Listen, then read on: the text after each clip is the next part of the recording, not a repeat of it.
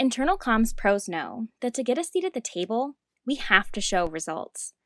But sometimes we can get caught up in tactics that don't contribute to our organization's primary business objectives or even our comms goals. And since our time is limited, we have to prioritize the right activities. That's why we want to share 5 internal communication tactics that actually make an impact on things like retention, employee well-being, safety, and time savings. Number 1, an internal comms audit. Audits are fairly straightforward. Just make a list of all your current messages, who receives them, and on what channels. And then do this again for messages you want to send in the future.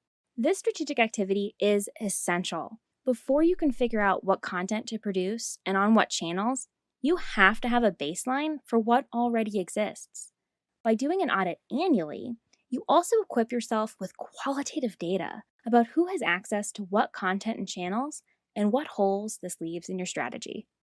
Number 2, employee pulse surveys. Sending a 1 to 3 question survey regularly will help you keep a finger on the pulse all year long. These questions can and should be simple. For example, on a scale of 1 to 5, how engaged or satisfied are you at work? What's one thing you think we could improve about communication?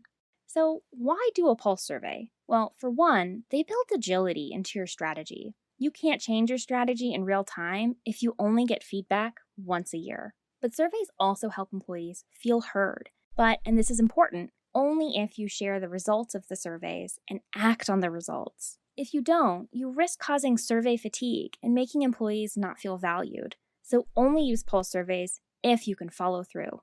Number 3, leadership videos. If your leadership team isn't already communicating somehow, then step 1 is to just start sharing communication from them. A huge pro tip is to keep this communication regular and share all kinds of updates. What ends up happening at some companies is the CEO or executive team only send an email when something bad has happened, and that creates some pretty negative connotations whenever a leadership message is sent. Step 2 then is to shift those communications out of print and into video. And these don't have to be fancy.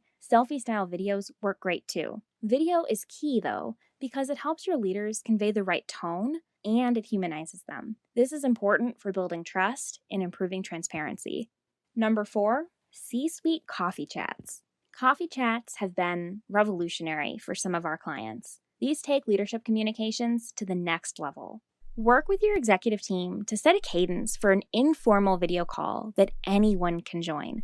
And then it's just an opportunity to talk about what's going on at the company and for employees to ask their questions. This tactic is amazing for building trust and transparency. It also is a great way to give frontline and deskless workers a direct line to executive leadership that they might not otherwise have. And number 5, employee stories told by employees. We've all seen and probably run campaigns where we spotlight employees and tell their story.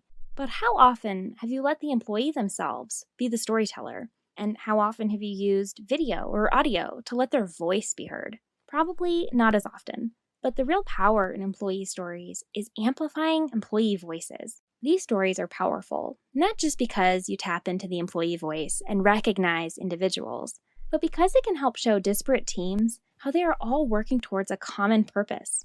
It can connect coworkers that might not get a chance to meet otherwise. And that is a great culture building tool.